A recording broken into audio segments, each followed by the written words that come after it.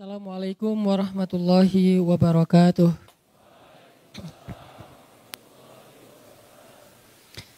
Alhamdulillahirabbil alamin, hamdan katsiran tayyiban mubarakan fih kama yuhibbu rabbuna wa yarda. Asyhadu an la ilaha illallah wahdahu la syarikalah, lahul mulk wa lahul hamd wa huwa ala kulli syai'in qadir. Wa asyhadu anna Muhammadan abduhu wa rasuluh. Allahumma salli wa sallim wa barik ala sayyidina wa habibina wa maulana Muhammadin wa ala alihi wa sahbihi wa man tabi'ahu ila yaumiddin, amma ba'. Para ustaz, para guru, para dosen, teman-teman sekalian, baik yang masih sendiri maupun yang udah berpasangan, mulai walaupun hujan di luar, mudah-mudahan Allah tetap memberikan kehangatan buat kita dan memberikan pahala lebih besar sesuai dengan jerih payah teman-teman yang tetap istiqomah, tetap bersabar untuk duduk dalam majelis ilmu walaupun hujan-hujanan. Mudah-mudahan pengorbanan teman-teman khususnya yang ada di luar akan Allah ganti dengan kemudahan-kemudahan nanti di akhirat. Terutama kemudahan untuk mendapatkan pasangan yang soleh-soleha. Beda aminnya. Teman-teman yang dirahmati Allah, malam ini saya pengen sharing tentang main dalam Al-Quran dan hadis. Boleh? Kalau biasanya dibahas tentang sholat, ibadah, zikir, sekarang main. Supaya kita punya modus. Kenapa main? Kata Ustaz Hanan ada ayatnya. Kok kamu senang main? Ada hadisnya. Nah, kita malam ini bakalan bahas. Kalau dalam bahasa ulama itu ar-riyadah wal-la'ab fi as-sunnah an-nabawiyah. Olahraga dan main di dalam sunnah Nabi. Cuman kalau ngomong olahraga agak berat Jadi bukan berlatih kali ya, tapi bermain. Buat teman-teman yang anak skateboard pasti tahu lah. Bukan saya pengen jadi pro skateboarder, tapi saya cinta dengan skateboarding. Jadi lebih ke bermainnya. Sebelum saya membahas tentang main menurut Al-Quran dan hadis, coba kita perhatikan firman Allah di dalam surat Ali Imran ayat 14. Saya nanti bakal baca ayat ini, teman-teman buka aplikasi Al-Quran di handphonenya, surat Ali Imran ayat 14.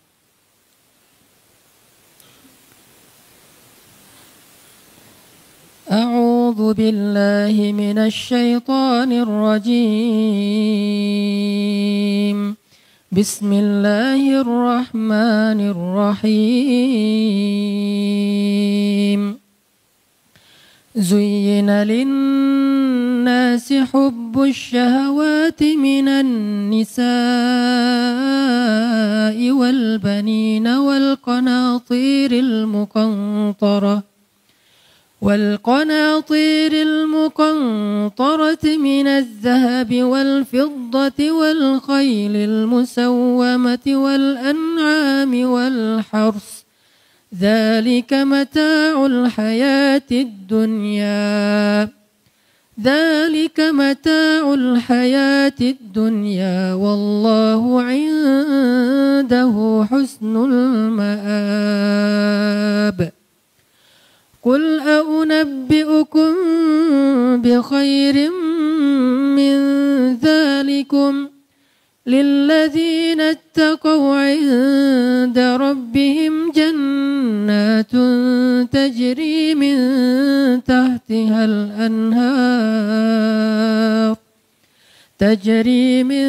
تحتها الأنهار خالدين فيها وأزواج مطهرة ورضوان من الله Wallahu basirun bil ibad.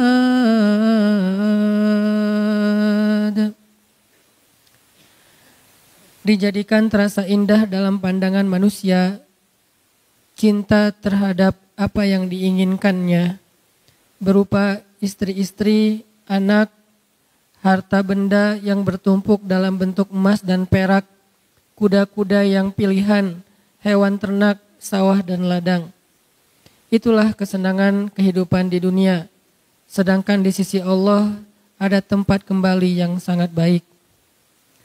Katakanlah, maukah aku kabarkan kepada kalian apa yang lebih baik dari semua itu? Bagi orang-orang yang bertakwa, telah disediakan di sisi Tuhan mereka surga-surga yang mengalir di bawahnya sungai-sungai. Mereka kekal di dalamnya dan pasangan-pasangan yang suci lagi bersih serta ridha Allah dan Allah Maha melihat keadaan hamba-hambanya. Shadaqallahul azim. Teman-teman yang dirahmati Allah Subhanahu wa taala, mungkin bukan pertama kali kita mendengar ayat ini atau membaca ayat ini. Kadang kita mendengar ceramah tentang ayat ini dari satu khutbah, dari satu tausiah yang biasanya setelah membaca ayat ini seorang ustadz akan menyampaikan angle bahwa ternyata dunia itu gak penting. Akhirat itu lebih penting. Kadang-kadang ada sedikit lebih saklek. Sampai mengatakan jangan cinta dunia, kemudian cinta pasangan, cinta anak, cinta harta, cinta kendaraan yang bagus dan segala macam. Sebagaimana yang ada di ayat 14. Tapi kalau kita mau membaca ayat ini dengan konsep perbandingan, karena saya terbiasa ketika belajar di Mesir itu dibangun pola pikir memperbandingkan satu teks dengan teks yang lain, supaya utuh pemahaman kita, ternyata enggak gitu-gitu amat. Maksud dari dua ayat ini tuh sederhana sebetulnya. Jangan sampai dunia melalaikan kita dari akhirat. Kalau enggak sampai melalaikan, enggak apa-apa. Kita boleh mencintai pasangan, kita boleh bersenang-senang dengan pasangan. Kalau enggak ada pasangan, sabar dulu. Kita boleh punya kendaraan yang bagus, kita boleh punya, kalau di sini al-khailul musawwamah. Kita boleh punya onta ataupun kuda yang bagus. Musawwamah itu kuda dan onta yang mahal loh. Harga kuda Nabi itu di atas 300 juta. Harga onta Nabi itu mungkin sekitar 2 miliar. Harga Alphard 1 miliaran ya. Berarti lebih mahal daripada Alphard. Boleh enggak kita misalnya bercita-cita pengen punya Alphard? Boleh. Asalkan jangan sampai kita korupsi. Jangan sampai kita bohong, jangan sampai kita curang, jangan sampai kita ngezolimin orang lain yang nanti merugikan dunia dan akhirat kita. Boleh enggak kita berharap punya istri yang cantik? Saya belum jawab. Boleh enggak sih? Yang di atas pengen punya suami yang keren, boleh enggak?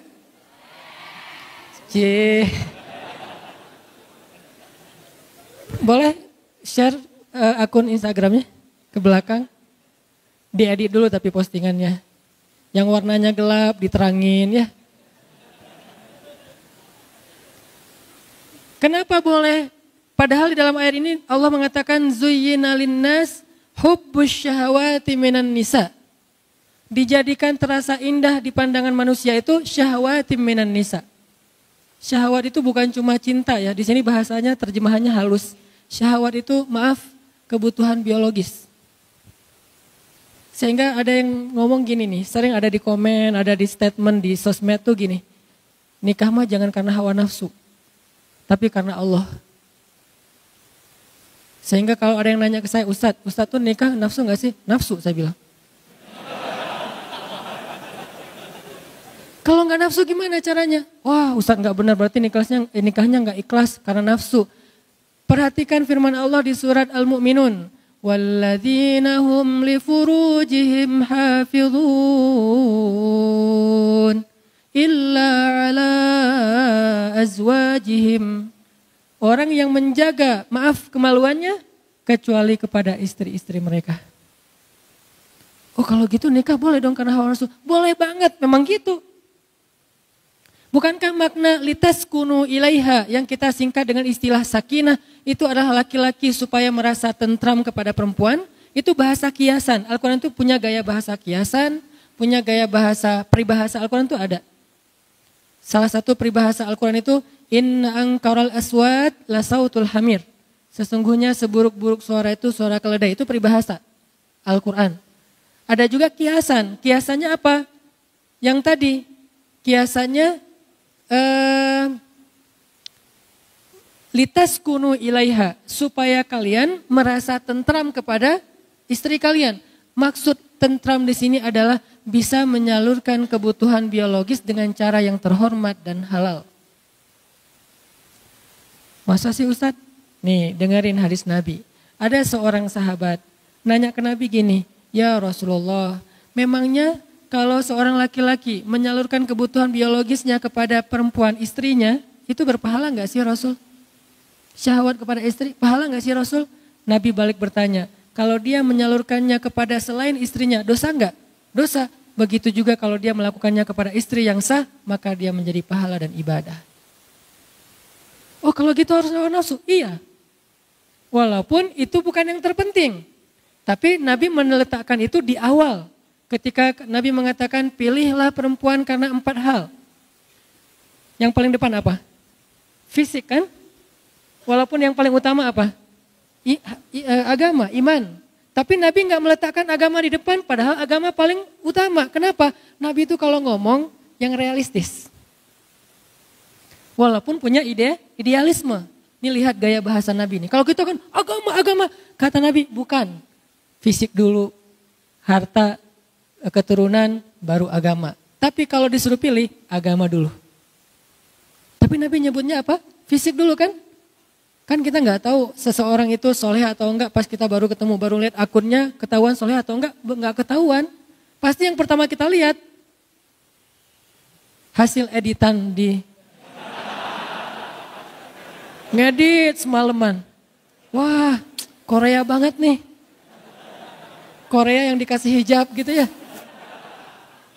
Boleh nggak kayak gitu? Boleh.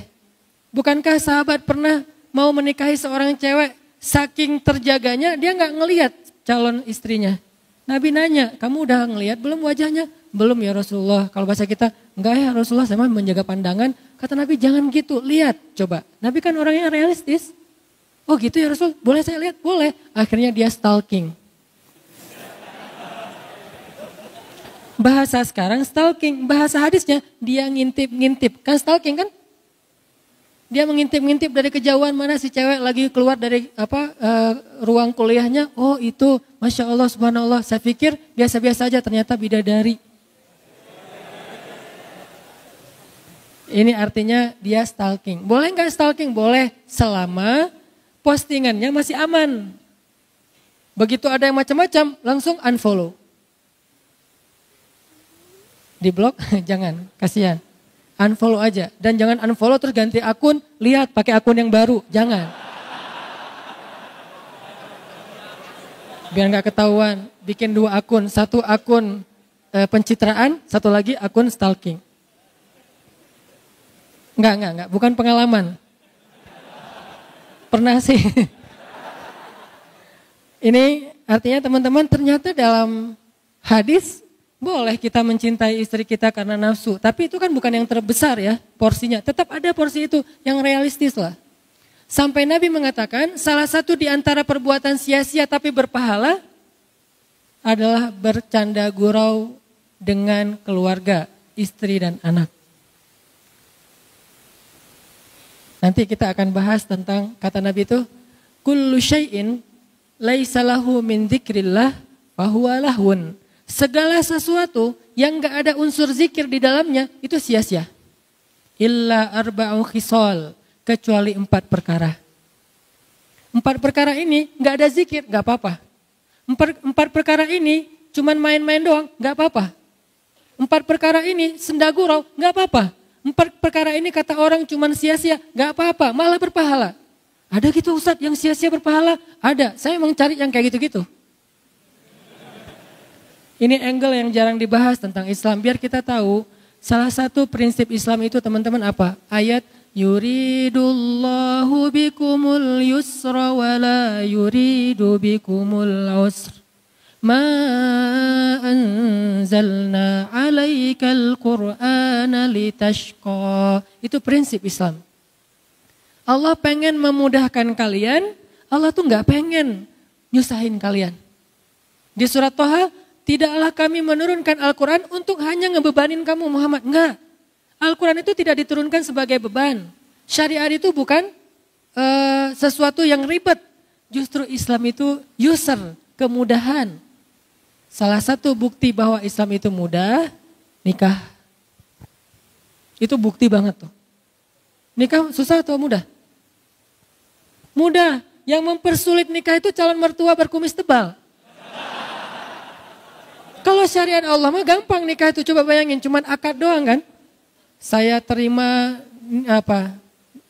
nikah fulanah binti fulan dengan mahar sekian-sekian. Kata saksi enggak sah, berarti yang mempersulit bukan Allah tapi saksi. Kenapa saksi mempersulit? Ternyata saksinya mantan.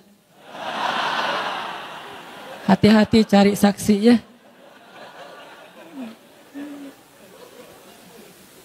Udah akad benar? Enggak. Oh ulangi lagi. Sah saksi? Belum. Seharian gak bakalan sah kalau saksinya adalah M bintang-bintang. Cari saksi itu yang netral. Yang udah move on. Ustadz, insya Allah ya. Nih teman-teman, artinya akad nikah itu sederhana loh. Kalau kita gak bisa akad dengan bahasa Arab, maka kita bisa pakai bahasa Indonesia. Nggak bisa hafal, boleh nyontek. Salah bisa diulang. Salah lagi bisa diulang. Nggak boleh sampai 3 kali salah passwordnya dikunci. Nggak ada tuh. Kan kalau akun yang lain 3 kali salah masukin password nggak bisa lagi ya. Kita harus detect lagi tanggal lahir, nama ibu, permainan yang disukai waktu kecil, segala macam. Kalau lupa gimana? Itu sulitnya birokrasi manusia. Kalau Allah mah asik-asik aja. Salah, ya udah nggak apa-apa ulang. Seharian diulang Allah tungguin. Begitu benar sekali, sah, Allah bahagia. Malaikat bahagia, ngedoain kita tuh malaikat tuh. Sebetulnya nikah itu sederhana, cuman kayak gitu doang, mengubah status. Orang yang tadinya sentuhan aja nggak boleh, sekarang sentuhan jadi berpahala. Tadi saling ngelihat tuh nggak boleh, sekarang ngelihat berpahala. Salah satu hobi saya di rumah tuh lihat-lihatan. Maaf ya. Saya tuh kalau di rumah gini aja. Masya Allah. Tuh, wah, saya di rumah alhamdulillah ya. Jarang sholat sunnah kecuali sholat sunnah yang muqayyad. Kalau mutlak itu jarang. Sholat sunnah mutlak itu kan bebas ya kapan aja ya. Itu jarang. Karena diganti dengan memandang wajah istri. 4 hal ya. Boleh walaupun sia-sia. Boleh tuh.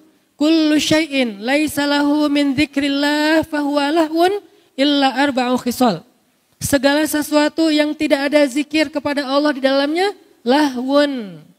Sia-sia kecuali 4 perkara. 1.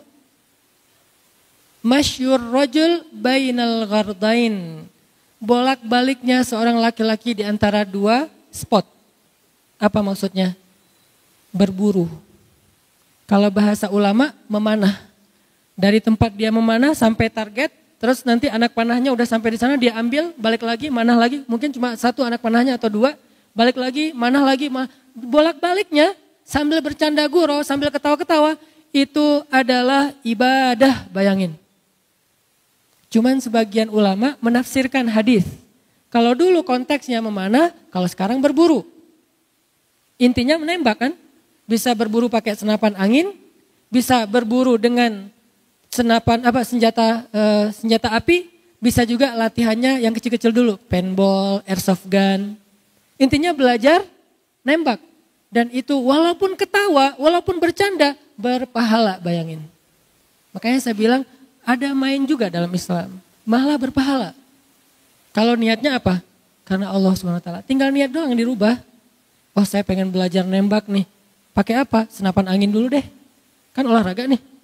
Nanti gede sebelah gitu. Udah. Atau paintball yang standar-standar dengan niat ukhuwah, silaturahim, mendekatkan kesolidan organisasi. Sekalian belajar sabar, belajar teliti. Nanti airsoft gun naik lagi jadi senjata api kalau legal. Ada apa mungkin organisasinya. Berburu babi, berburu rusa segala macam. Itu bolak-balik antara satu tempat ke tempat yang lain malah berpahala. Bukan hanya itu. Nabi itu pernah jalan dengan Abu Bakar dan Umar bertiga. Kan ini segeng ya. Soulmate banget nih bertiga. Karena Nabi itu ada sahabat, ada geng. Sahabat Nabi itu Muhajirin dan Ansor. Geng Nabi Abu Bakar dan Umar. Itu geng. Biasanya Nabi kalau pengen me time, gak ada yang boleh ketemu Nabi kecuali dua orang ini. Abu Bakar dan Umar, tambah Utsman satu lagi. Kayak saya pernah ceritakan Nabi lagi me time di sebuah sumur, cuma pengen sendiri aja, terus suruh seorang sahabat jagain pintu sumur, gak boleh masuk.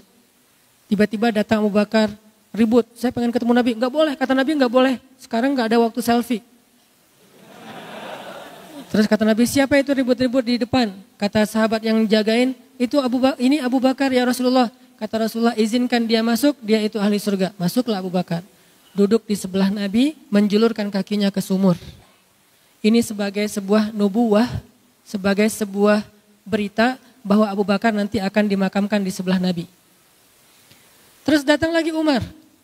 Saya pengen masuk, gak boleh kata Nabi gak boleh masuk. Tapi saya pengen masuk, saya satu geng sama Nabi, gak boleh pokoknya. Apa itu rame-rame? Ini Umar ya Rasulullah, izinkan dia masuk, dia ahli surga. Masuk aja Umar, saya juga bilang apa, boleh masuk, masuk aja. Ini mah kalau kita ya. Masuk Umar, duduk di sebelah Abu Bakar. Nubuat bahwa Umar akan dimakamkan di sebelah Abu Bakar. Seperti itulah posisinya. Duduk di sumur gitu bertiga, ngobrol-ngobrol santai. Apa yang diobrolin? Gak tahu, pokoknya santai aja nih. Kalau kita mungkin lagi ngopi-ngopi gitu. Wah ini bagus nih, sifon, ini apa 360 apa segala macam. Gak penting sih yang diomongin. Lagian namanya juga lagi me time. Datang lagi yang ketiga, Utsman. Saya pengen masuk, gak boleh. Saya pengen masuk, gak boleh. Apa itu rame-rame di depan? Ini Utsman ya Rasulullah. Izinkan Utsman masuk, sesungguhnya Utsman adalah sebaik-baik pemuda surga. Lebih daripada Abu Bakar dan Umar istilahnya. Sebaik-baik pemuda surga. Masuk Utsman. Tempat tadi udah penuh. Akhirnya Utsman duduk di seberang. Itu menjadi nubuat, takwil bahwa Utsman akan dimakamkan di Baqi. Tidak di sebelah Rasul, Abu Bakar dan Umar. Ini banyak cerita-cerita kayak gini yang jarang kita bahas. Dan angle-nya apa? Oh ternyata Nabi juga ngegeng gitu ya. Karena yang nyambung kalau TikTok itu cuma mereka bertiga nih. Kalau yang lain diam dengerin aja. Sami'na wa ata'na, Masya Allah, Masya Allah. Kalau ini enggak ya Rasulullah gini. Suka berbeda pendapat dan itu seru. Makanya salah satu yang keren dari pernikahan itu kalau kita bisa chat sama istri kita tuh kadang-kadang rame, debat. Tapi setelah itu pelukan. Ya. Ini teman-teman ternyata berburu itu sesuatu yang luar biasa di sisi Allah. Sampai ada hadis Nabi, nanti cek lagi deh. Nabi bilang gini, malaikat itu menyaksikan dua hal. Dua olahraga itu, dua permainan, malaikat menyaksikan. Satu, berburu, kedua, lomba berkuda atau onta. Itu malaikat nonton loh. Bukan cuman malaikat diam, tapi nonton. Bayangin kalau nonton kira-kira kita gimana? Wah seru gitu kan? Malaikat yusyahid. Arti yusyahid, malaikat ikut nonton acara berburu sama balapan. Jadi kalau dulu konteksnya berkuda beronta, sekarang mungkin BMX, ngetrail, off-road, touring, itu malaikat nonton loh. Arti malaikat nonton, malaikat tuh senang dengan kegiatan-kegiatan kayak gitu. Kalau niatnya karena Allah. Yang dilarang apa menurut ayat 14 surat Ali Imran? Jangan sampai gara-gara itu telat sholat, itu doang masalahnya. Makanya saya sering bilang, fun itu gak harus nambah dosa, tetap bisa fun kok. Kita bisa asik, bisa seru tanpa harus nambah dosa. Karena Islam itu luas banget. Sampai kita balapan aja selama gak melanggar lalu lintas, malaikat nyaksiin.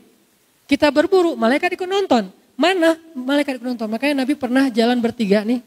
Rasul, Abu Bakar, Umar jalan bertiga. Lewat orang yang lagi manah. Terus ada satu laki-laki pas mau manah gitu dia bersumpah. Demi Allah ini akan kena sasaran. Kan orang Arab kalau ngomong tuh suka wallahi ya. Wallahi ini akan kena sasaran. Wallahi ini akan kena sasaran. Ternyata meleset. Kata Abu Bakar, dia sih sumpah. Berarti gak kena sasaran tuh berarti dia harus bayar kifarat sumpah. Kata Nabi, sumpah dalam masalah memanah maka itu dimaafkan. Sampai segitunya. Sahabat saking seriusnya pengen kena sasaran tuh, dapat poin yang paling gede di tengah, dia sampai sumpah, demi Allah ini kena nih. Ternyata meleset, kata Abu Bakar yang lewat, dia sih udah terlanjur sumpah meleset, berarti dia harus bayar denda kifarat sumpah. Kata Nabi, sumpah dalam memanah dimaafin. Menunjukkan gimana mudahnya Islam memberi ruang untuk orang main. Jadi kalau kita berburu, ini kena nih, demi Allah ini kena nih. Tapi jangan dimain-mainin ya, karena dia serius nih. Ini kena nih demi Allah, nggak kena. Wah lu udah sumpah tuh, bayar tuh kifarat. Bayar kifarat sumpah kan lumayan gede tuh. Berpuasa atau kasih makan orang miskin, ternyata khusus buat latihan atau bermain. Kalau saya lebih menyebutnya bermain ya, walaupun maksudnya berlatih, itu dimaafin coba. Maka kata Nabi, di antara 4 yang main-main tapi berpahala, yang nomor 1-nya berburu. Nomor 2, seorang laki-laki yang melatih kuda atau ontanya. Melatih kuda atau melatih onta. Bukan berkuda doang, melatih. Jadi kuda itu kan bukan hanya dipakai untuk ditunggangin ya. Dia juga dilatih kayak kalau orang barat tuh ngelatih anjingnya biar sehat, pagi lari, sore lari gitu. Kita ngelatih kuda sama onta itu berpahala. Udah azan? Oke, insya Allah nanti kita lanjutkan setelah azan, kita dengarkan azan dulu. Snipernya, penembaknya, dia dapat pahala dan dijamin surga. Yang ketiga, orang yang menyiapkannya. Yang menyiapkannya ini kalau dalam konteks dulu sejarah yang bawa-bawa anak panah. Kalau sekarang dalam konteks sniper modern kan ada 2 orang ya. Satu yang nembak, satu lagi yang apa itu istilahnya itu. Ya gitu deh. Asisten atau apa itu. Nah gitulah pokoknya, saya nggak ngerti istilahnya. Kan ada 2 orang kan. Satu yang nembak, satu lagi yang ngukur-ngukur gitu kan, kecepatan angin atau apa. Nah, dua-duanya dapat pahala dan dijamin surga. Coba lihat, betapa luar biasanya Islam. Sampai yang kayak gini-gini diatur.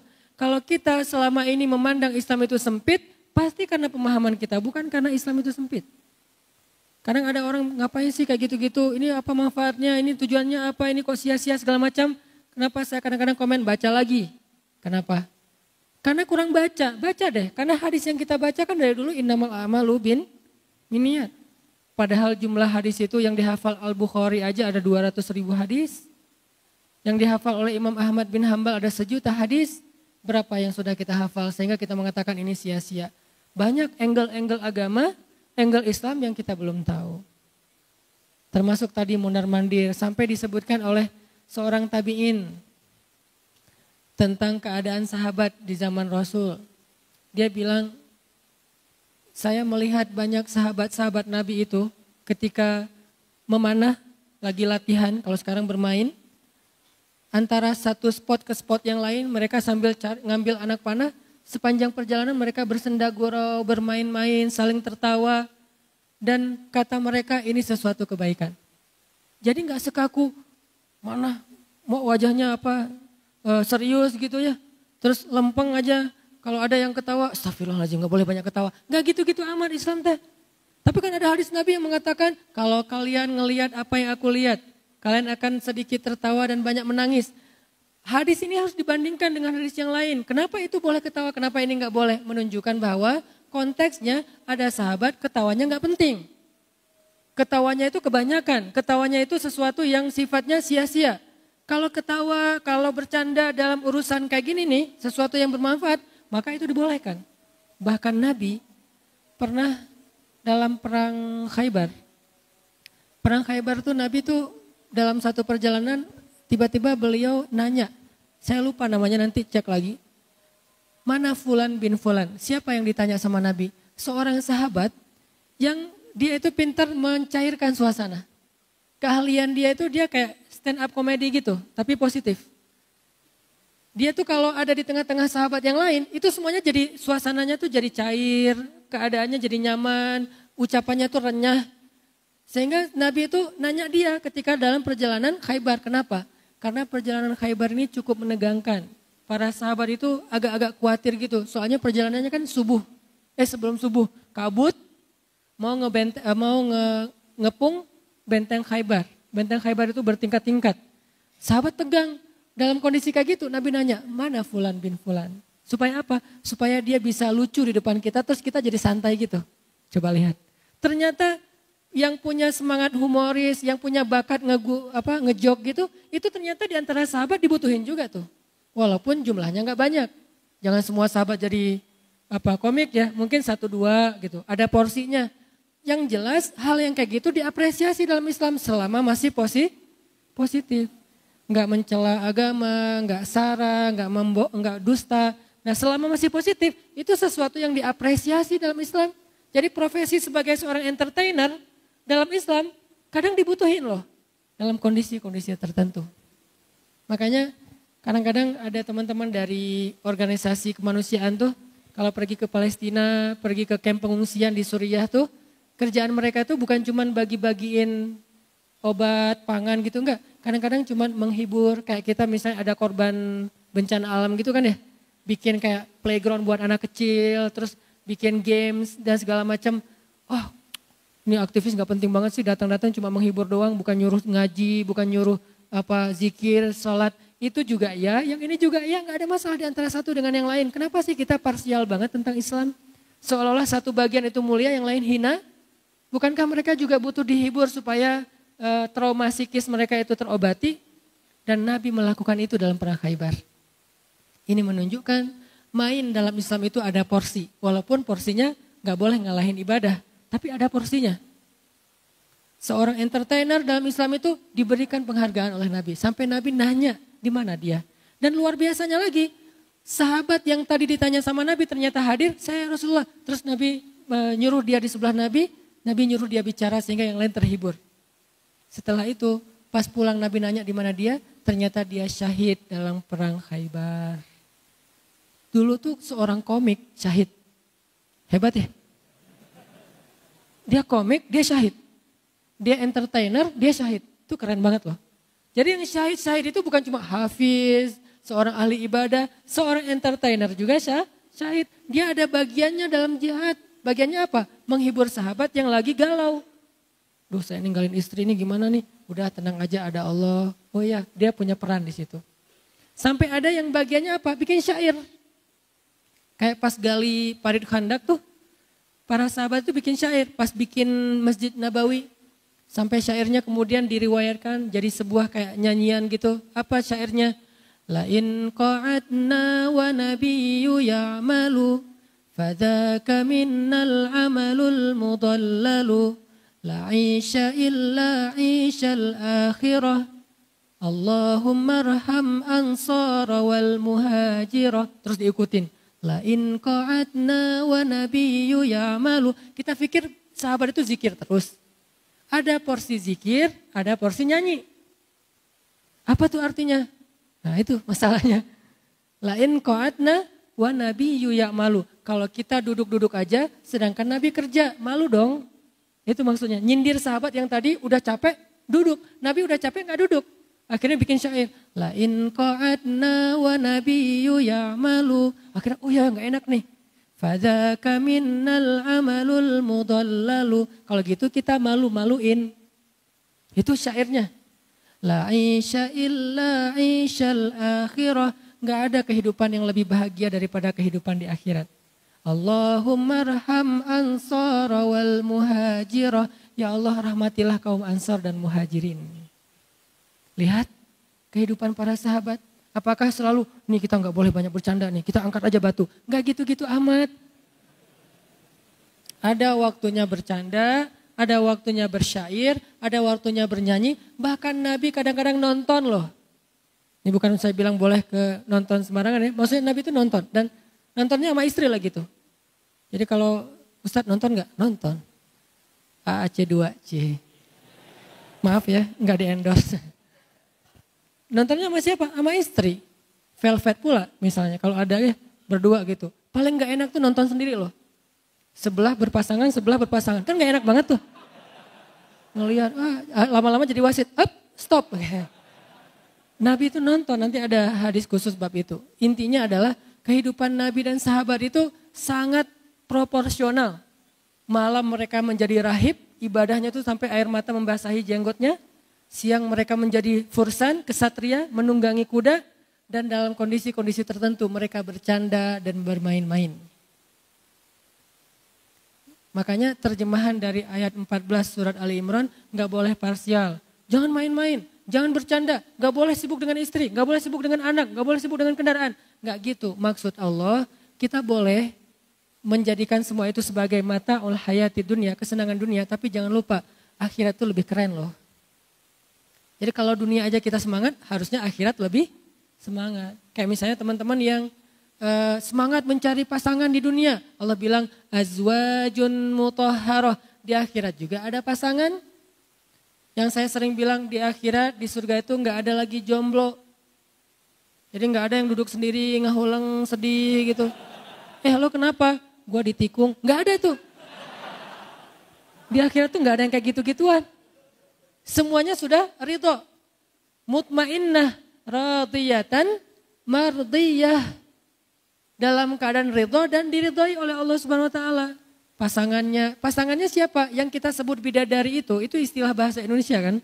Bahasa Arabnya apa? Azwaj, pasangan bukan bidadari. Siapa azwaj? Itu tuh yang di atas-atas tuh. Yang solehah ya. Masya Allah. Makmum yang taat sama suami, salat tahajud berdua, suaminya waladhdallin, dia belakang amin. Jadi gak konsen salatnya gitu kan ya. Itu tuh pasangan surga kita. Coba kalau sholat sendiri, waladhdallin, hening, nggak ada yang aminin. Pokoknya nggak enak aja lah, pokoknya sendiri mah. Maaf ya. Saya udah pernah ngerasain itu selama beberapa tahun, benar emang nggak enak sih. Saya tahu pas saya nikah usia 22 tahun, pas udah saya nikah saya jadi berpikir, tahu gini saya nikahnya 12 tahun. Nggak tahu ternyata luar biasa menikah itu ya. Seru-seruan, ketawa-ketawa. Jangan yang dibahas pernikahan itu listrik, air, kontrakan. Jangan. Itu kan cuma sebulan sekali. Bahaslah yang daily tuh. Yang daily kan ketawa-ketawa, makan bareng, bercanda. Bercanda aja dapat pahala. Terus nanti dapat pahala lewat baper-baperan. Kok dapat pahala pas baper? Ya memaafkan. Kayak Nabi itu istrinya lagi baper dibikin ketawa. Kita istri lagi ketawa dibikin bete. Kebalikan. Orang ada yang lagi ketawa dibikin bete. Kenapa? Istri orang. Bahaya. Nah jadi yang pertama adalah berburu. Bisa manah, bisa nembak. Ini lebih ke tafsir sebagian ulama ya. Karena ulama itu ada dua model teman-teman. Biar kita nggak kaku nih. Ada ulama yang memahami Al-Quran dan hadis itu tekstual. Gimana teks aja deh. Kalau kuda ya kuda. Kalau panah ya panah, nggak mau geser. Ini ada ulama yang kayak gini nih. Ada ulama kontekstual. Kalau dulu kuda, sekarang skateboard, BMX, ngetrail, moge, Vespa, kontekstual. Konteks dulu tuh kuda sama onta, konteks sekarang skuter, Vespa, naik Harley misalnya, konteks. Dan ini disebut dengan maqasidus syariah. Apa sih maksud dari syariat? Mesir cenderungnya ke yang kedua nih, modelnya tuh kontekstual, pola pikirnya. Madinah cenderungnya yang pertama, dua-duanya baik. Gak usah saling menyalahkan, terserah kita mana yang paling nyaman kan. Karena saya dulu belajar di Mesir dibiasakan berpikir dengan persepsi kontekstual, maka kita membiasakan untuk memahami teks supaya bisa relevan dengan konteks kekinian. Modal berpikir ala Mesir. Tapi kan hadisnya, dan bukan terjadi di Mesir Madinah doang teman-teman. Di zaman sahabat udah ada pola pikir kayak gitu. Ada sahabat yang tekstual, ada sahabat yang kontekstual. Kayak pas Nabi bilang habis perang perang Khandak, Nabi bilang, ayo kita kepung benteng Bani Quraidah. Jangan sholat asar kecuali di Bani Quraidah. Nih kalimatnya, jangan sholat asar kecuali di Bani Quraidah. Akhirnya sahabat beres perang Khandak, berangkat ke Bani Quraidah. Siapa tuh Bani Quraidah? Orang Yahudi yang berkhianat. Mereka lah yang mengompori orang kafir Quraisy untuk nyerang Madinah. Pengkhianat nih, udah ada perjanjian damai ternyata mereka ingkari. Mereka langgar. Nabi nyuruh kepung Bani Quraidah supaya mereka mau memperbaiki diri. Jangan sholat asar kecuali di Bani Quraidah. Berangkat sahabat. Di tengah jalan, masuk waktu asar. Terjadi perbedaan pendapat. Sebagian bilang, kita sholat dulu yuk. Soalnya ini udah asar nih, daripada ntar sampai maghrib. Kata yang lain, nggak bisa. Kan kata Nabi jangan sholat asar sampai ke Bani Quraidah. Kata yang pertama, enggak gitu maksud Nabi. Maksud Nabi buruan berangkat, mudah-mudahan keburu asar di sana. Tapi kalau enggak keburu ya udah asar aja dulu. Kata yang kedua, enggak gitu. Pokoknya gimana teks aja. Terjadilah perbedaan pendapat sahabat. Sebagian sholat asar dulu baru lanjut perjalanan, sebagian langsung lanjut perjalanan. Pokoknya meeting pointnya di Bani Quraidah itu aja. Dari sana akhirnya terbelahlah pendapat ulama secara umum menjadi dua model berpikir. Satu kontekstual, satu lagi tekstual. Dua-duanya baik dan kita harusnya husnuzon kepada dua-duanya. Kalau kepada yang tekstual, husnuzonnya apa? Mereka tuh hati-hati banget takut salah. Keren kan? Kalau yang kontekstual, husnuzonnya apa? Mereka itu ingin Islam itu selalu relevan dan memberi solusi setiap zaman. Itu juga baik. Sehingga nggak ada di antara sesama muslim saling menyalahkan. Karena dua-duanya berawal dari konsep berpikirnya para sahabat. Termasuk yang tadi. Kalau yang tadi istilahnya memanah, menurut ulama tekstual, ya udah memanah aja. Sehingga kita sampai sekarang belajar mana, walaupun zamannya mungkin memanah udah jarang kepake ya, lebih banyak kepake senjata api. Bagi ulama kontekstual bukan memanah. Manah boleh, pakai senjata api boleh, belajarnya pakai paintball dulu, airsoft kan juga boleh. Kontekstual, dua-duanya boleh. Saya cenderung kepada yang kedua, kontekstual. Tapi saya respect sama yang pertama. Tapi menurut saya yang kedua lebih tepat. Yang pertama mungkin dengan pemahaman yang berbeda. Ini maksudnya. Terus yang kedua kata Nabi, main-main tapi berpahala apa? Walaupun gak ada zikrullah tadi, melatih kuda. Bagi ulama tekstual, kuda ya udah kuda aja, jangan ditafsir-tafsirin. Bagi ulama kontekstual, dulu kuda dan onta sekarang menjadi kendaraan. Bisa mobil, bisa motor, bisa trail, bisa Vespa, bahkan bisa BMX dengan niatnya untuk kebaikan. Bayangin kita main BMX misalnya untuk supaya selalu fit, olahraga, badannya kebentuk. Itu kan kebaikan kan? Karena mukmin yang kuat lebih disukai Allah daripada mukmin yang lemah. Walaupun dua-duanya baik kata Nabi. Berarti kalau niatnya supaya kuat kan belajar, gak usah yang ngetrik-ngetrik macam-macam. Bunny hop aja, itu udah lumayan berat kan. Kalau menurut saya sih lebih berat daripada ngetrik olinya skateboard.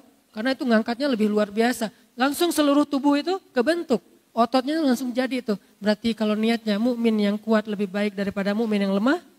Walaupun dua-duanya baik, maka main BMX itu adalah ibadah. Hidup anak BMX ya. Main BMX segala macam termasuk skateboard, longboard, downhill kayak gitu-gitulah. Pokoknya riding aja. Selama niatnya untuk jaga kesehatan, apalagi kalau niatnya untuk berdakwah, apalagi kalau dalam konteks tertentu niatnya untuk membela agama, maka ini menjadi sesuatu yang berpahala. Bahkan malaikat menyaksikan. Kan gak mungkin kita sambil main BMX terus tausiah kan. Mau ngetrik, teman-teman yang dirahmati Allah Subhanahu wa taala. Kan gak gitu. Yang namanya main aja udah, gak usah terlalu serius. Nanti ada bagian tausiah di masjid. Kalau main udah aja main. Kayak kemarin saya ke Palu tuh, kita bikin lomba berenang. Saya bilang siapa yang bisa ngalahin saya berenang, padahal saya gak jago. Sosok jago aja ngenantang. Siapa yang bisa ngalahin saya berenang ke tengah laut, yang paling jauh saya fallback. Oh siap. Akhirnya rame-rame karena pengen di fallback. Berenang tuh. Gayanya apa Ustaz? Bebas. Berenang itu benar-benar jauh sampai airnya gelap loh. Dan saya tuh dalam hati saya cuma apa? Pokoknya saya gak mau following. Itu doang yang saya pikirin. Jadi motivasi saya gak mau fallback. Padahal biasanya tuh saya paling agak parno ya dengan yang namanya hiu. Kayak pas kemarin saya ke Wellington, New Zealand tuh. Tadinya saya pengen pedal-pedal doang, pencitraan ordai gitu kan. Pedal-pedal doang di pinggir-pinggir gitu sambil mancing. Tapi tiba-tiba lagi jalan ngelihat orca. Killer whale ya, paus pembunuh. Itu paus pembunuh pasangan lagi tuh, bikin baper banget itu mah. Killer whale berdua itu lagi kayak jalan-jalan gitu, kayak window shopping gitu dia. Killer whale lagi window shopping di pinggir pantai. Naik, muncul, tenggelam, naik lagi. Wah, killer whale lebih ngeri daripada hiu, kan lebih cerdas ya. Gak jadi deh pedalnya, gak jadi pencitraan, ya udah longboard aja semampunya gitu. Artinya saya tuh paling parno, tapi gara-gara gak pengen nge-follow, saya maksain. Sampai saya buka mata, wah udah gelap gini, terus aja pokoknya jangan sampai saya follow lebih dari satu. Pas sudah sisa satu, udah deh cukup satu aja. Alhamdulillah ada yang berenangnya tuh hampir 500 meter, jauh banget ke tengah laut. Nah ini kan main-main ya, nggak mungkin Masya Allah, Subhanallah, Astagfirullahaladzim. Kan nggak gitu kan? Karena bab zikir ada bab zikir, bab berenang, dan itu bercanda. Wah kalah Ustaz, ada segala macam. Ustaz nggak boleh naik, kan kita udah jauh. Akhirnya nggak bisa balik lagi ke perahu, nggak kuat lagi. Minta dijemput, yang di perahu usil. Ustaz nggak boleh naik ke perahu sebelum fallback kita. Wah Ustaz dikerjain. Ya udah deh saya fallback. Ya Ustaz naik. Sehari aja ya. Tahu gitu nggak jadi naik tadi. Bercanda kan? Nah bercanda dalam konteks kayak gitu adalah sesuatu yang diperbolehkan. Seru kan? Main-main. Makanya saya punya tagline. Banyak main, banyak manfaat. Itu bukan asal ngomong. Ada maunya. Ya. Ada maksudnya. Jadi bukan sekedar, Ustaz kok banyak main bukannya banyak selawat. Selawat mah gak usah diomong-omongin. Ustaz kok banyak main bukannya banyak tilawah. Tilawah mah mudah-mudahan. Masa saya mau bilang, saya banyak loh tilawah. Kan kegeeran banget ya. Agak-agak norak gitu kan. Karena ada yang lebih banyak tilawahnya. Guru saya tuh anggota dewan. Tingkat provinsi gitu. Kan sibuk banget. Tapi sehari tilawah beliau 15 juz. Itu bukan orang yang nganggur loh ya. Anggota dewan tingkat provinsi yang sibuk banget, sehari murojaah hafalan beliau hafiz, sehari murojaah hafalannya tuh 15 juz. Masa saya mau bilang banyak tilawah sementara saya cuma sejuz, itu juga kadang-kadang absen gitu. Kan gak enak sama beliau, banyak tilawah, banyak manfaat, emang kamu udah tilawah berapa? 1 juz Ustaz, 1 juz banyak, saya 15 juz. Guru saya di Aceh yang kemarin saya ketemu pas pulang ke Aceh tuh 1 hari 10 juz, dan itu sudah beliau lakukan lebih dari 15 tahun. 3 hari khatam, 3 hari khatam, 3 hari khatam. Beliau baru boleh ngomong banyak tilawah. Dan saya merasa belum pantas ngomong banyak tilawah. Ya udah yang standar-standar aja deh, banyak main. Karena emang dari dulu senang main. Mudah-mudahan mainnya jadi berpahala. Carilah hadis-hadis supaya melegitimasi permainan. Wah ini ada hadisnya nih, catat. Kenapa ntar kalau ada yang menghujat, ini hadisnya nih. Modus ya, cari pembenaran. Yang kedua, melatih kuda. Dulu kuda dan onta, kalau sekarang kendaraan. Terus arti melatihnya apa Ustadz? Ngulik mesin. Menurut sebagian ulama itu mengulik mesin. Anak Vespa gitu kan ya. Ngulik-ngulik mesin. Kan itu lumayan ngabisin waktu kan ya. Selama nggak telat sholat, selama nggak sampai sia-sia, itu keahlian yang penting loh. Karena salah satu ciri cowok keren itu, kalau mobil atau motornya mogok, itu beneran sendiri, bukan manggil montir. Mogok tengah jalan, lu datang ke sini derek, itu kurang keren. Lebih keren lagi dia ngulik sendiri tuh. Dan dia akan terbentuk juga kan fisiknya ngulik-ngulik kayak gitu. Apalagi kalau turun mesin sendiri. Lumayan. Jadi salah satu keahlian cowok yang harusnya saya belum punya nih. Saya pengen belajar. Yang harusnya punya keahlian MacGyver lah pokoknya. Yang kayak gitu-gitu bisa bikin apa. Saya punya teman dia soleh banget. Malam ahli tahajud. Siangnya itu dia bisa ngapa-ngapain aja. Listrik saya rusak dia benerin. Mesin cuci rusak dia benerin. Pokoknya tuh bener-bener teknisi banget. Nah ini keren nih. Dan Nabi menganjurkan kita jadi kayak gitu. Cowok tuh belajar mesin deh. Semampunya aja. Tapi jangan sampai waktu buat mesin itu melalaikan kita dari kewajiban-kewajiban beribadah kepada Allah, kuliah, kehidupan sosial. Jangan asik sendiri gitu. Tapi tetap itu kebaikan. Ngulik mesin. Tetap kuda dan onta itu memang sesuatu yang istimewa. Cuman kalau nggak punya kuda, nggak punya onta, masa mau ngelatih kucing kan agak-agak aneh ya. Ya udah mesin aja gitu. Ngapain lo ngelatih kucing? Emangnya kenapa? Ini sunnah, nggak ada onta, nggak ada kuda, kucing aja deh, nggak. Mesin kalau sekarang. Itu yang kedua ya.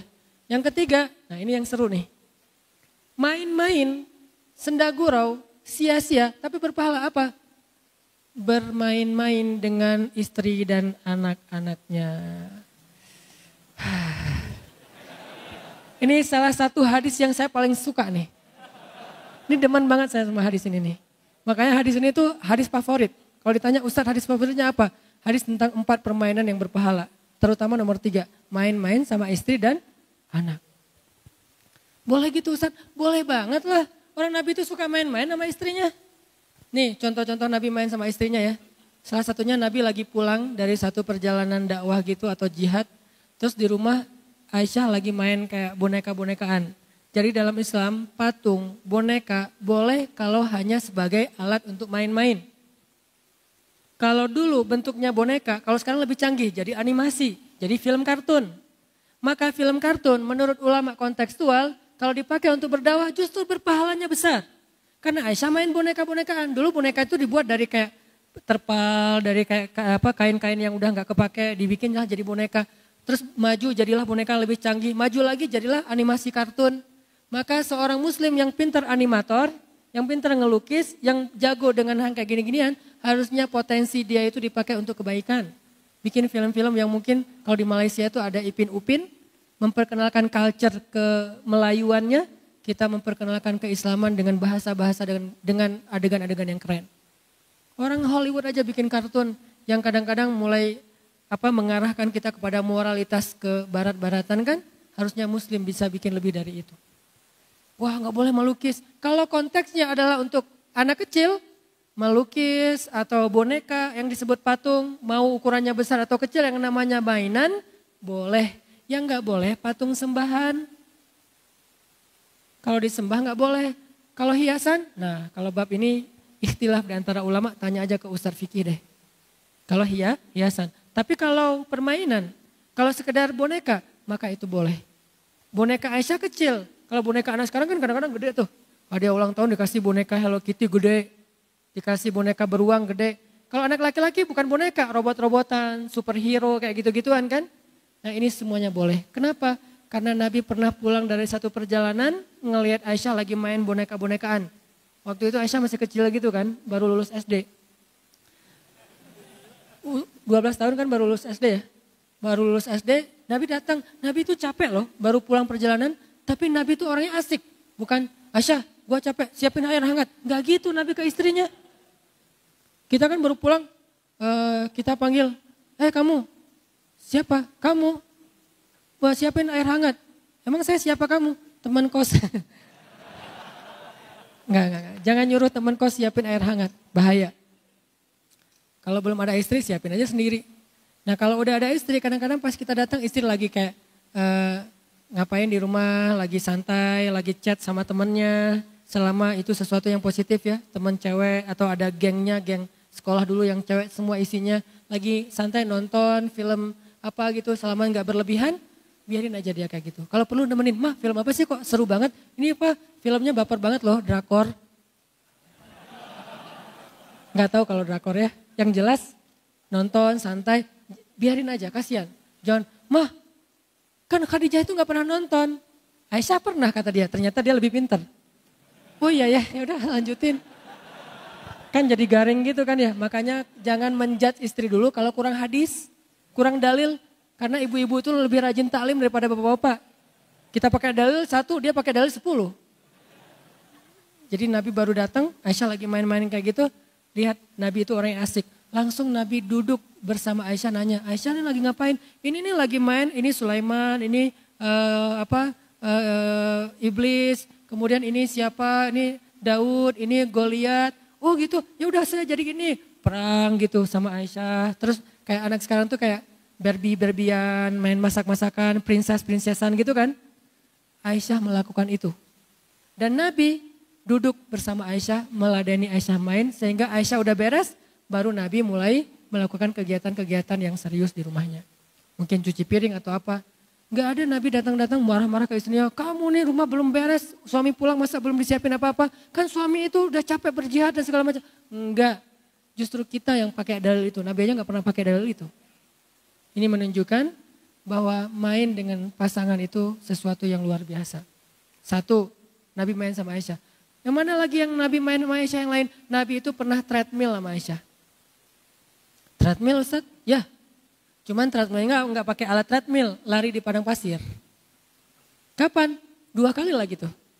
2 kali bukan berarti Ustaz, Dek atau yang, yuk kita treadmill. Kan udah 2 kali Kang. Oh iya ya, sunnahnya cuma 2 kali, nggak boleh lebih. Nggak gitu maksud Nabi. Kalau Nabi 2 kali bukan berarti kita cuma boleh treadmill seumur hidup 2 kali. Kan Nabi treadmill seumur hidup cuma 2 kali. Bukan angkanya bahwa Nabi melakukan berulang-ulang. Kapan Nabi treadmill? Nih hebatnya Nabi. Treadmillnya lagi jihad. Bukan lagi normal di rumah. Itulah kenapa saya kalau dakwah keluar kota selalu menyisakan 1 hari buat main aja. Saya nggak mau cuma ceramah aja.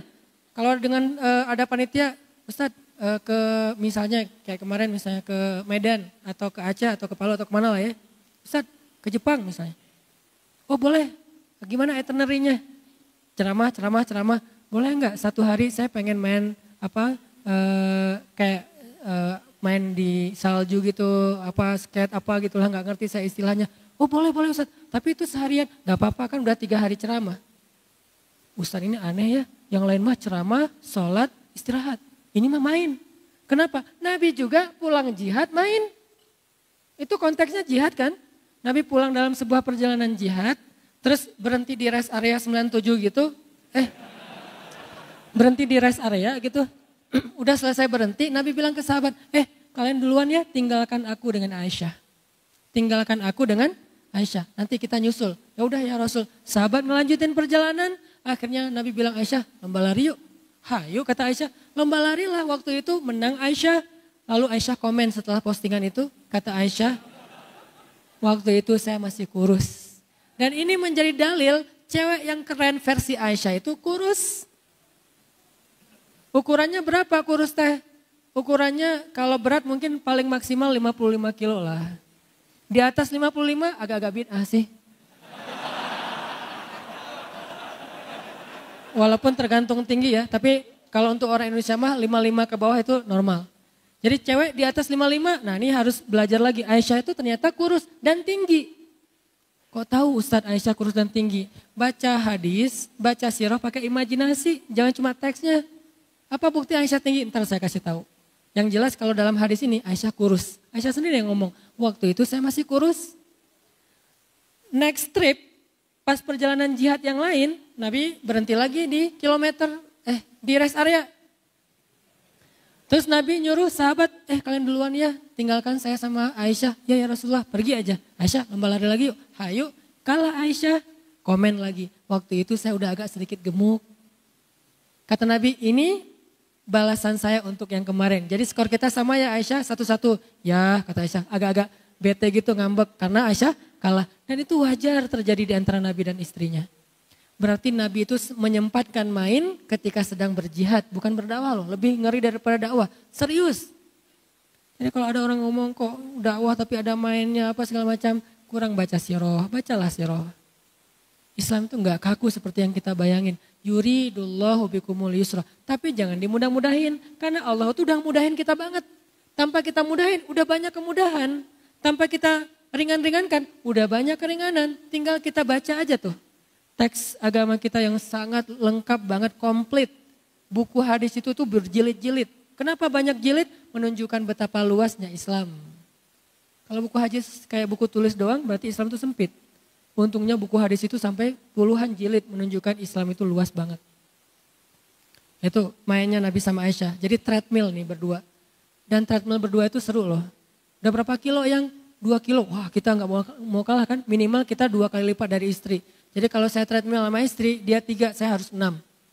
Dia 6, saya 6,5. Maksimalnya segitu soalnya nggak kuat lagi. Oh terus pulang-pulang yang pijitin dong. Nah romantisme yang lain kan. Ada alasan, ya udah pijat-pijatan, kaki dia ke kaki kita ke kaki dia, pijat. Itu nggak akan dirasain kalau masih sendiri. Banyak kebaikan yang kita lewatkan gara-gara kita masih istiqomah menjom. Banyak banget kebaikan yang kita lewatkan. Itu Nabi main sama Aisyah. Terus hadis yang lain, Nabi nonton sama Aisyah. Bahkan Nabi pernah membiarkan Aisyah bernyanyi dengan teman-temannya. Jadi suatu hari Nabi baru pulang juga capek ke rumah. Waktu itu Aisyah bersama beberapa orang cewek ABG gitu lagi nyanyi di rumah. Pakai alat musik, cuman gak disebutin alat musiknya apa. Lagi nyanyi bareng. Nabi datang duduk di sofa Arab tuh kan di bawah gitu kan. Nabi duduk menikmati mereka lagi nyanyi. Nyanyinya yang positif tapi. Terus gak lama datang Abu Bakar. Datang Abu Bakar masuk ke rumah Nabi Aisyah, kan Aisyah anaknya sendiri. Abu Bakar ngelihat Aisyah sama cewek-cewek itu lagi pada nyanyi di rumah Nabi. Abu Bakar marah. karena nggak paham. Apa kata Abu Bakar? Ini adalah musik setan. Kenapa ada di rumah Nabi? Nih komen Abu Bakar nih di postingan Aisyah. Bukan nge-like, malah komen. Aisyah lagi posting, kita lagi seru-seruan nih gitu. Hashtagnya banyak main, banyak manfaat, sedikit dosa. Gitu. Terus kata Abu Bakar, ini kan musik setan, kenapa ada di rumah Nabi? Komentar Abu Bakar, Nabi balas reply. Kata Nabi, ya Abu Bakar, biarkan mereka. Sesungguhnya hari ini adalah hari rayanya kabilah Fulan bin Fulan. Artinya Nabi membiarkan teman-temannya Aisyah tuh nyanyi di depan Nabi di dalam rumah Aisyah. Kenapa? Hari ini emang hari rayanya teman-temannya Aisyah. Teman-temannya Aisyah itu dari suatu kabilah, saya lupa kabilah mana di Madinah. Dan mereka lagi ngerayain hari jadi kabilah mereka dengan cara bersenang-senang. Dan ini menjadi dalil juga bolehnya merayakan hari jadi tertentu selama tidak berlebihan. Ini pemahaman saya ya, ulang tahun. Asal tidak menjadi pesta pora yang berlebihan. Selama itu bentuknya masih hiburan yang wajar, apalagi kayak ngundang anak yatim, fakir miskin, ngasih makan. Itu boleh, ada hadisnya. Walaupun konteksnya bukan ulang tahun pribadi, ulang tahun kabilah. Sama aja kan, 17 Agustus, hari jadi kota Bandung, hari jadi pribadi. Yang jangan hari jadi mantan, berat. Kalau hari jadi sendiri mah gak masalah. Nah ini terjadi di zaman Nabi. Akhirnya biarin wahai Abu Bakar, karena ini hari jadi mereka. Akhirnya Abu Bakar duduk, boleh. Pernah gak dengar kisah ini? Jarang kan? Karena jarang dibahas. Menunjukkan bahwa banyak hal yang kita belum tahu tentang Islam. Terus Nabi nonton hari jadi hari jadi negeri Habasyah. Habasyah itu kalau sekarang Ethiopia. Nah Ethiopia ini kan ada hari jadinya. Pas pekerja-pekerja kayak TKI gitu, TKI Habasyah yang tinggal di Madinah, mereka pas hari jadi kota Habasyah kayak memperingati gitu. Makanya mereka bikin kayak festival gitu, namanya Habasyah Fest. Bikin festival Habasyah. Jadi kayak ada festival, terus ada kulinernya, ada stand-stand merchandise-nya. Terus ada beberapa perform, ada dance loh. Cuman dance-nya apa? Dance pedang. Dulu namanya tarian pedang, kan dance kan? Kita akan menerjemahkan saja, ada dance-nya, laki-laki pada ngedance pedang gitu, yang gak ada belly dance. Gak ada tuh, karena gak boleh. Tapi tarian pedang, cowok-cowok pada nari ala militer gitu ada, berarti Nabi nonton dance yang masih positif. Terus ada kayak ring MMA-nya tuh, Ultimate Fight. Karena banyak budak-budak Habasyah itu jago tarung kan, budak Habasyah itu kan jago tarung. Akhirnya mereka bikin kayak perlombaan tarung, ultimate fight, mixed martial art, bebas, gaya apa aja. Juaranya terdapat piala dari ketua ikatan orang-orang Habasyah di Madinah. Jadi ada kayak organisasinya gitu. Dan setiap 5 tahun ganti ketuanya. Kayak kita lah pokoknya. Akhirnya mereka bikin gulat, tarung gitu. Dan Nabi nonton. Berarti nonton ultimate fight, salah satu yang dibolehkan dalam agama. Selama enggak judi, nonton tuh hiburan doang dan tidak berlebihan. Nah akhirnya nontonnya bareng siapa? Bareng Aisyah. Adegannya lucu loh. Nabi lagi di rumah, hari ini hari festival Habasyah. Orang di luar tuh rame, ketawa di sana, ketawa di sini, seruan di sana, asik di sini. Aisyah tuh mondar-mandir aja depan Nabi di dalam rumah. Aisyah mau ngajak Nabi nonton gak enak, tapi pengen kayak lagi iklan now showing gitu kan, lagi tampil, lagi perform kayak gitu. Terus Aisyah cuma lihat trailernya doang, aduh diulang-ulang trailernya sama Aisyah. Terus Nabi ngelihat Aisyah mondar-mandir. Nabi itu kan orangnya pengertian ya, empati banget. Nabi bilang, Aisyah, aturiduna an tanzurin, dengan lembut. Aisyah, kamu pengen nonton? Coba tanya itu sama istri. Aisyah, kamu pengen nonton? Aisyah senyum, wajahnya merah, tandanya dia malu, pengen. Aisyah, bukan turidun. Aisyah, hal tashtahina an tanzuri? Aisyah, kamu pengen nonton? Kata Nabi. Aisyah ngangguk, terus nunduk, wajahnya merah. Ya udah, ayo kita nonton, kata Nabi. Ayo, pegangan tangan sama Nabi. Pegangan tangan dengan pasangan sunnah. Yang gak punya pasangan, Kasihan. Gini aja ya sendiri. Pegangan tangan Nabi sama Aisyah. Nonton nih. Beli tiket, ngantri, terus nonton. Nontonnya gimana? Nabi berdiri, Aisyah di sebelah Nabi. Itu berdirinya tuh dempet loh. Berdiri, nempel.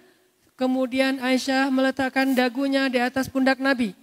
Nabi itu orangnya tinggi. Kalau sampai cewek bisa naruh dagunya di atas pundak Nabi, menunjukkan cewek ini orangnya tinggi.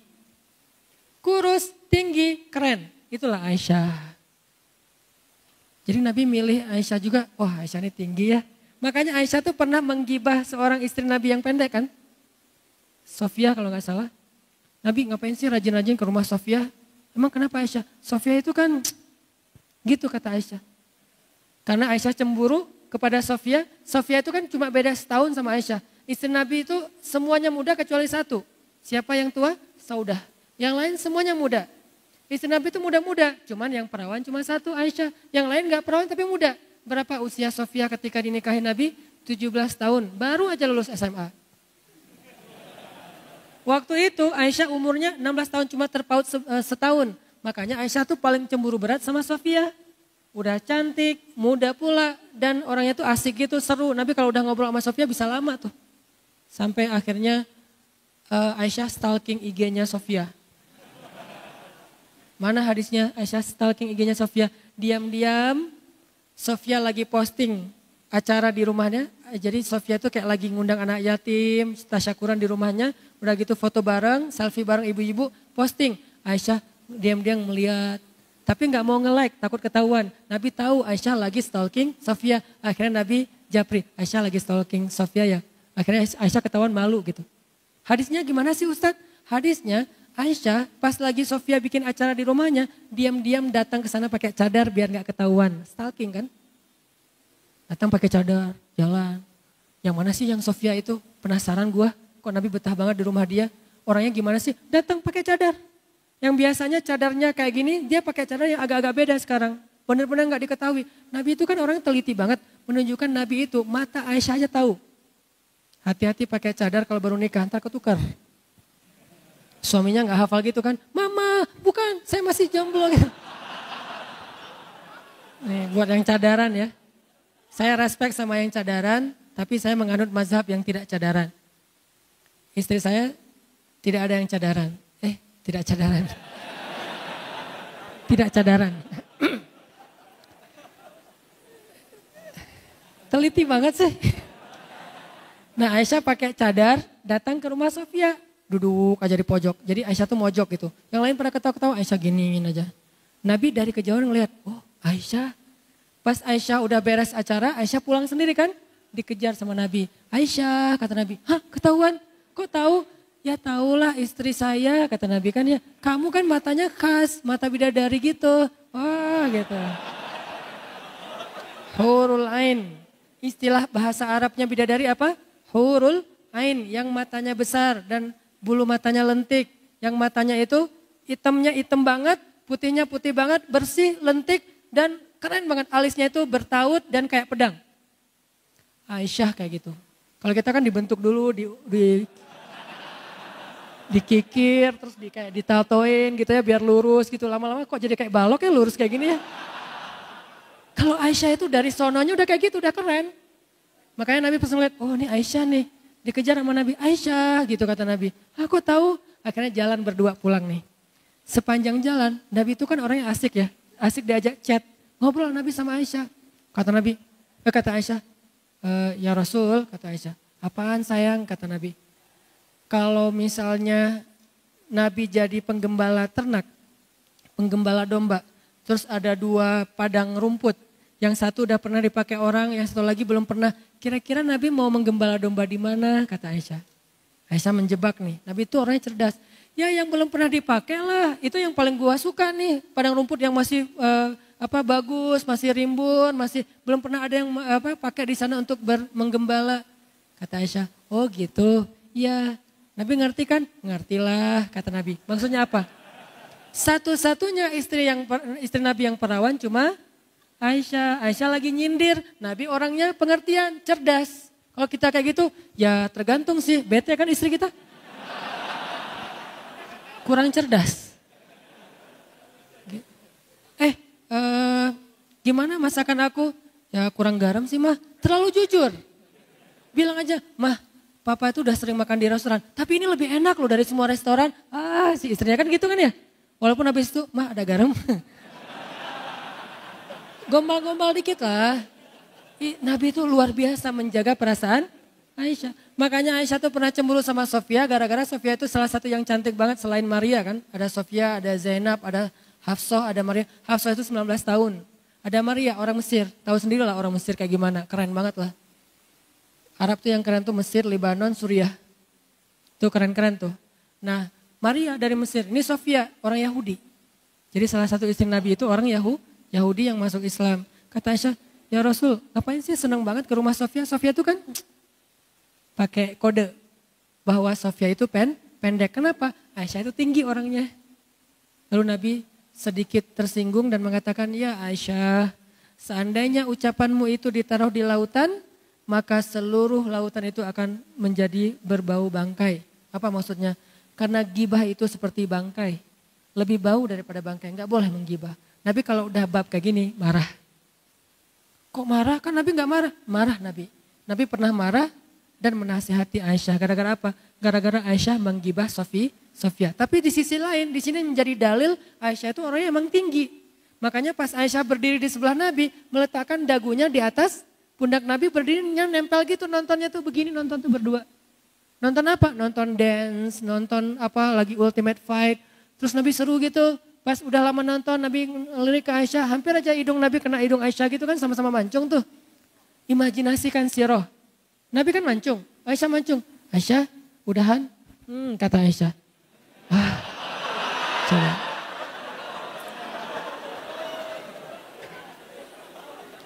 Belum pernah kan kayak gitu? Saya kalau nonton suka gitu. Keluar dulu yuk.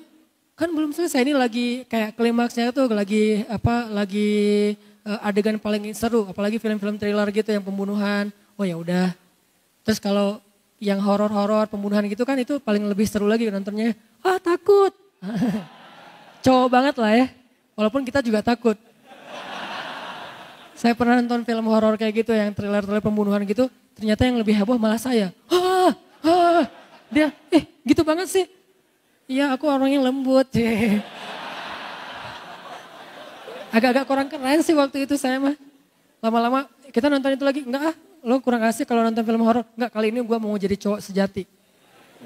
Nonton. Kayak tren tebusan. Kan itu horor banget ya, zombie-zombian gitulah. Pas ada yang muncul zombinya, saya yang loncat duluan. Sama aja udahlah, apalagi pakai 3D gitu kayak gitu-gitu. Nah Nabi itu nonton seru, terus Aisyah taruh, tenang banget tuh Aisyah. Aisyah udahan, masih kayak gitu sampai 3 kali. Aisyah udahan yuk, udah kelamaan, ya udah pulang. Pas pulang Aisyah komen lagi di postingan itu. Apa kata Aisyah? Sebetulnya gua tuh bukan lagi nonton. Gua tuh lagi posting ke orang-orang betapa mesranya saya dengan Rasulullah SAW. Ini menunjukkan bermesraan di tempat umum adalah sunnah. Selama tidak berlebihan dan halal ya.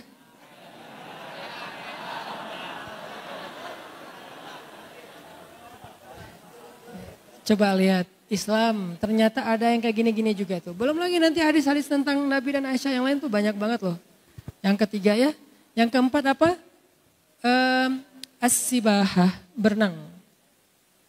Berenang kalau secara tekstual ya udah berenang aja. Kalau saya melihatnya secara kontekstual, dulu namanya berenang, sekarang bisa free dive, bisa diving, bisa snorkeling, bisa cliff dive, loncat dari tebing gitu kan. Apalagi kalau habis diputusin tuh pas banget tuh. Loncat dari tebing gitu, cliff dive, terus bisa surfing, bisa wake surf, bisa kite surf gitu kan yang pakai kayak layang-layang gitu, kayak terjun payung gitu, terus ditarik. Semua ini sibahah, semua ini berenang. Tergantung kita mau yang mana yang kita senang.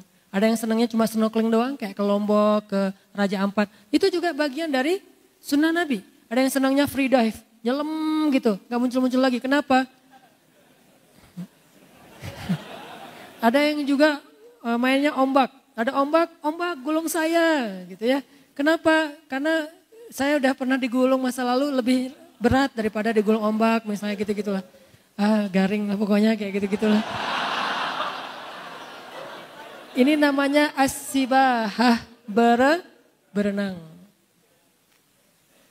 Semua itu kebaikan teman-teman. Dan kan gak mungkin juga kita lagi pedal gitu kan ngejar-ngejar ombak. Terus ombak datang kita kayak take off terus kita riding gitu. Terus kayak snap gitu. Sambil kayak gitu kita kemudian kita sesama teman lagi longboarding gitu kan berdua. Jalan terus ke nosnya ke depan sambil sesungguhnya kan gak gitu kan. Ya udah main-main aja. Nanti setelah itu malamnya kita ngaji bareng. Kita tahajud bareng. Kita belajar hadis bareng. Ini Islam. Ada waktunya main.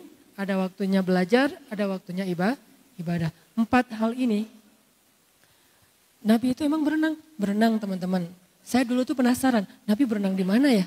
Ternyata Nabi itu jago renang. Kapan beliau belajar berenang? Ketika beliau masih berusia 6 tahun. Saat beliau dibawa oleh ibunya, ziarah makam ayahnya Abdullah di sebuah kabilah. Dan di sana tuh ada kayak telaga, danau kecil, disitulah Nabi belajar berenang. Jadi Nabi usia 6 tahun udah jago berenang, si bolang Nabi teh. Berenangnya tuh di danau kecil telaga gitu sama teman-temannya, berenang segala macam, lomba berenang. Ini permainan yang keempat yang berpahala. Tapi di dalam hadis yang lain ada yang kelima teman-teman. Bergulat, tarung. Bisa MMA, bisa Wing Chun, bisa Muay Thai, bisa boxing, bisa boxer, bisa terserah lah pokoknya tarung aja. Tarung itu salah satu keahlian Nabi SAW. Dan belajar bertarung itu salah satu sunnah Nabi. Sampai Nabi ada riwayat ketika awal-awal berdakwah di Mekah. Nabi itu lagi menggembala ternaknya Abu Talib di padang pasir. Ditemenin sama seorang juara Ultimate Fight Mekah. Namanya Abu Rukanah. Abu Rukanah itu pemegang sabuk, banyak sabuk emas tuh. Dan gak ada yang ngalahin. Selama ini rekor dia itu menang KO semuanya, nggak ada yang kalah sekalipun. Abu Rukana namanya. Julukan ya, bukan Abu itu bukan orang tua ya, itu orang gaya orang Arab. Umurnya tuh masih kayak 19 tahun gitu, masih ABG banget. Kenapa disebut Abu Rukana? Nama aslinya saya nggak tahu. Karena Rukana itu rukun, artinya badannya itu kayak tiang gitu, kuat banget badannya, ototnya tuh udah luar biasa. Abu Rukana nemenin Nabi menggembala ternak di Mekah. Waktu itu Abu Rukana belum masuk Islam. Lagi gembala ternak berdua ngobrol-ngobrol sama Nabi. Nabi bilang ke Abu Rukana, duel yuk. Coba. Nabi muda ya, Nabi masih umur sekitar 40 tahun baru dapat wahyu. Abu Rukana, duel yuk. Kata Abu Rukana, beneran Muhammad? Kan Nabi itu gak pernah tarung bebas. Tapi petarung, cuma gak pernah pamer. Jadi Nabi tuh kalau ngeliat orang tarung kayak di ring gitu, Nabi tepuk tangan. Padahal beliau tuh lebih jago dari mereka. Itu kerennya Nabi tuh, bukan gitu doang. Enggak. Nabi, wah hebat Umar, hebat Khalid, hebat Abu Rukana. Nah kali ini Nabi ngajak Abu Rukana duel. Abu Rukana duel yuk. Kata Abu Rukana, beneran Muhammad? Dalam hati Abu Rukana, ntar kalau kamu terkilir gimana? Kalau kamu patah gimana? Kalau kamu sampai keluar darah gimana? Kan kamu tuh orang yang lembut. Abu Rukana duel yuk. Beneran Muhammad? Beneran. Kata Abu Rukana, kalau duel doang mah gak ada yang dipertaruhkan, gak seru. Ya udah, siapa yang menang dapat domba. Kalau saya menang, domba kamu kasih ke saya. Kalau kamu menang, domba saya kasih ke kamu. Beneran? Beneran. 1 domba itu 5 juta. Dan ini bukan judi ya. Ini bertaruh tapi bukan judi. Ya udah, tarung nih. Abu Rukana mulai kuda-kuda, Nabi biasa-biasa aja. Nabi itu harus keren imajinasinya ya. Nabi biasa aja. Udah Muhammad, udah. Pas Abu Rukana maju, dipegang sama Nabi, dibanting, dikunci sama Nabi. Nabi itu jago ngunci loh. Dikunci hampir patah. Abu Rukana bilang, Muhammad nyerah. Dilepas sama Nabi. Abu Rukana domba. Dikasih domba Abu Rukana. Abu Rukana tuh gak puas gitu. Kata Nabi, mau lagi? Ya udah deh, kayaknya tadi salah gaya nih. Salah jurus gitu kan. Ya udah nih coba lagi penasaran soalnya yang kedua. Mulai lagi ronde kedua, dipegang sama Nabi. Pas mau dibanting oleh Abu Rukana, Nabi balikin, dikunci lagi. Abu Rukana nyerah lagi, Abu Rukana domba. 2 domba dikasih ke Nabi. Nabi diam, gak enak sama Abu Rukana. Nabi kan gak mau nyakitin perasaan orang ya. Diam aja. Kata Abu Rukana, Muhammad sekali lagi aja. Masih penasaran saya nih, kok kamu bisa gitu sih Muhammad? Perasaan selama ini kamu tuh gak pernah masuk acara Ultimate Fight atau tarung bebas di mana? Saya lihat di TV One kamu gak pernah muncul. Abu Rukana. Ya udah kata Nabi, hayu. Tarung lagi, kalah lagi Abu Rukana sampai 3 kali berturut-turut. Langsung dikunci di ronde pertama, di menit, bahkan belum 1 menit udah habis Abu Rukana nyerah, kasih 3 dombanya. Udah gitu Abu Rukana ngelihat sekeliling gitu. Kata Abu Rukana, Muhammad ada yang ngelihat gak tarungan kita? Gak ada, emang kenapa? Soalnya selama ini orang Arab taunya saya tuh petarung paling hebat. Juara bertahan, gak ada yang bisa ngalahin saya. Masa kalah sama orang kayak kamu Muhammad? Abu Rukana, Nabi senyum-senyum aja. Udah gak apa-apa, nama kamu tetap terjaga kok. Saya gak akan ngomong-ngomong kalau saya ngalahin kamu. Cie. Terus Abu Rukana kayak cemberut gitu. Kata Nabi, kenapa lagi Abu Rukana? Saya bingung nih. Gimana saya pulang kalau kambing saya udah berkurang 3? Terus Nabi nanya, emangnya kenapa? Bilang aja ke ayah kamu bahwa kamu kalah tarung sama saya. Itu masalahnya. Kalau ayah saya sampai tahu saya kalah tarung, saya bakal dimarahin. Jadi bukan bab kambingnya, bab kalah tarung. Gimana saya ngomong ke ayah saya, masa kambing saya hilang? Enggak mungkin saya bohong. Pasti saya akan bilang kambing saya diambil Muhammad. Kenapa? Gara-gara kalah tarung. Kok sampai 3 ronde, ayah kan nggak keren banget kan? Gimana Muhammad saya ngejelasin ke ayah saya? Ya udah, nih saya balikin kambing kamu. Dibalikin 3-3-nya. Kemudian Abu Rukana mengatakan, tidak ada orang yang lebih keren daripada Muhammad. Ya Muhammad, asyhadu an la ilaha illallah wa annaka rasulullah. Masuk Islam. Tarung. Kita pikir itu cuma main-main. Semua potensi anak muda itu bisa menjadi potensi dakwah. Mau tarung, mau skateboard, mau BMX, mau apa aja pokoknya selama tidak melanggar syariat dan berbuat dosa, lakukan, have fun. Udah hidup nikmatin aja hidup kalian, yang penting waktu hayya 'alas shalah, simpan sebentar, salat dulu. Udah gitu lanjutin lagi. Lagian keringat, terus sehat, keker gitu kan lebih bagus ya. Keringetan, mandi, pakai parfum kan keren. Nah ini sesuatu yang sebenarnya dalam Islam yang sangat dihargai. Mudah-mudahan dari banyak riwayat-riwayat tadi kita makin yakin untuk berhijrah. Islam itu enjoy banget. Batasannya tuh gampang, jangan nambah dosa. Dan tidak selalu yang gak nambah dosa itu gak asik. Asik banget kok, tetap fun insya Allah. Itu aja yang bisa saya sampaikan. Mudah-mudahan Allah merahmati majelis kita, menambah iman kita, memperbaiki akhlak kita, dan memperbaiki amal-amal kita. Allahumma inna nas'aluka ilman nafi'a wa qalban khashi'a wa amalan mutaqabbala wa rizqan halalan tayyiba. Rabbana atina fid dunya hasanah wa fil akhirati hasanah wa qina azabannar.